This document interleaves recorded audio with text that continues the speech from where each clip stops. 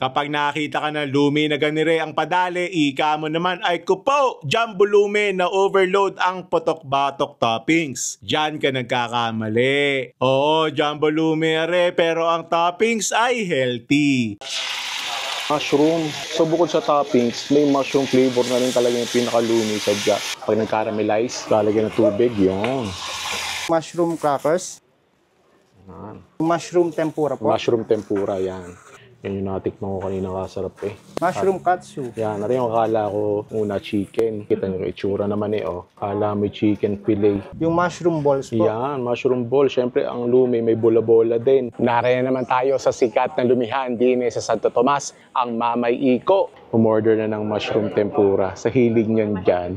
Ano titigilan ko? Delikado ako. Sabi ko, tiran ako. Ang sagot eh, paano ko titigilan to? First bite. Thank you, Lord. Crispy. Excited akong timusan na rin na topping sa Lumi App. Yung kanilang katsu, tapos sausaw natin sa mayo ketchup. Sarap din na rin sa kanin. Ba't gari nga ngayon ko masusubukan? Pero ang tagal ko na rin nasa listahan, mga titimusan na natin ng sikat na mushroom lomi ng Mamay Iko. Kita nyo naman yung lapot na yan, no? Asbok na asbok pa.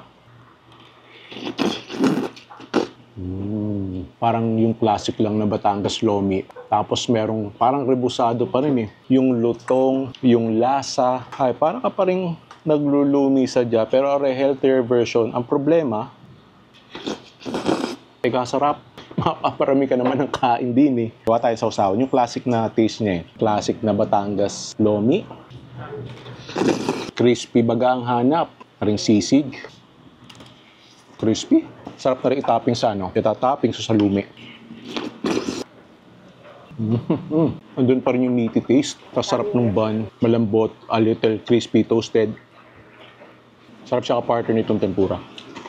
Ari naman sa mga makachami. Ari daw ay tamisanghang. So may version din sila oh. Ang sarap ng pagkakatamis anghang niya. Yung matagal maglilinger yung tamis. Yung parang hahanapin mo yung anghang. Tapos biglang tatama yung anghang. Again with the toppings. Yun. Nakisama ang panahon, umulan. Balikan natin yung lumi. Yan, kung naghahanap ka ng sarap ng lumi ng Batangas, pero healthier, try mo din eh. Sa mushroom lomi ni Mamay Iko, madami ka bang pwedeng isama na mushroom dishes sa lomi nila. Ay siya, tigme kung napapay bread!